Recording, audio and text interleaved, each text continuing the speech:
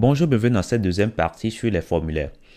Dans la première partie, nous avons vu comment on crée les formulaires, sauf que le formulaire prend quand même toute la largeur de l'écran utilisé pour l'afficher. Dans cette partie, nous allons voir comment on peut personnaliser tout cela. Déjà, on va virer tout ce que nous avons à l'intérieur de notre formulaire ici. On peut tout enlever déjà. Alors, je suppose que nous voulons peut-être créer, disons, deux champs par exemple. Et nous voulons que les deux champs restent sur la même ligne. Donc, dans notre formulaire, nous allons créer une ligne. Donc, on va utiliser l'élément de structuration div. On va utiliser la classe row que nous avons déjà vu au niveau des grilles. Alors, une fois que ça, c'est bon, nous allons définir maintenant notre colonne. Donc, div et puis col, comme ça. Voilà. Alors, et à l'intérieur, maintenant, nous allons mettre nos éléments qu'on veut mettre sur notre première colonne. Donc, ce sera label,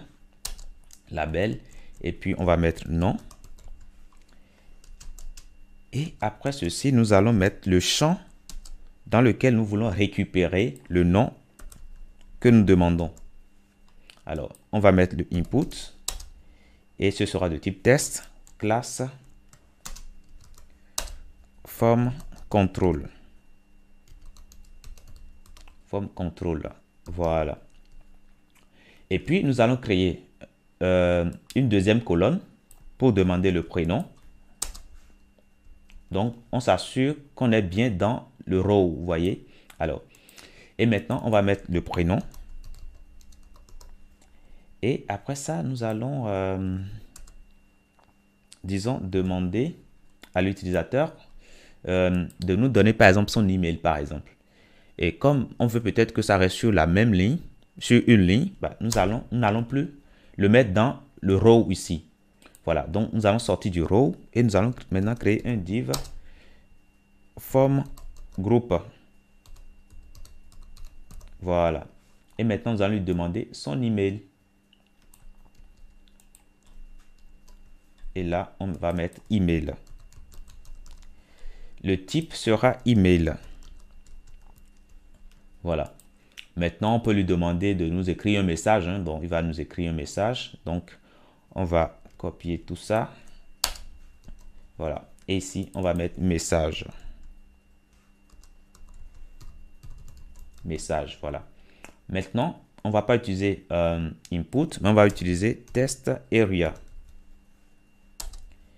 Et on ne va pas oublier la classe form control.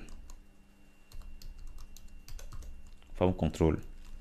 Lorsque nous allons actualiser ici, qu'est-ce qui va se passer? On actualise et voilà, vous voyez, on a un formulaire et le nom et le prénom sont sur la même ligne. La preuve, nous l'avons mis ça dans une balise de classe row.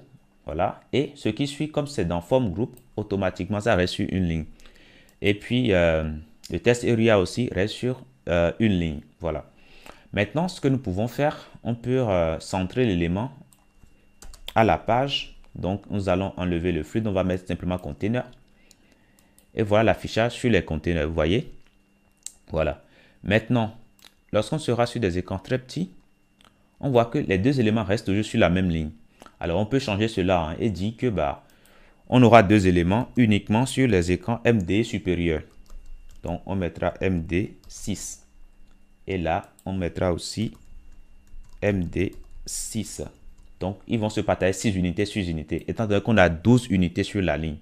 Alors, lorsque nous allons actualiser ceci, voilà, on a bien deux éléments sur écran MD et supérieur. Lorsqu'on sera inférieur à MD maintenant, on aura chaque élément sur une ligne. C'est ce que nous voyons ici. Donc, c'est quand même assez pratique. Et donc, vous pouvez utiliser ce système de grille là au niveau des formulaires pour personnaliser davantage ce que vous voulez avoir. Alors, donc voilà quand même un peu ce que je tenais à vous dire dans cette partie.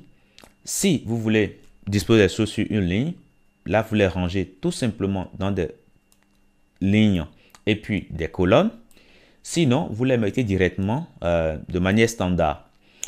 Donc, je vous dis merci et à très bientôt dans la prochaine.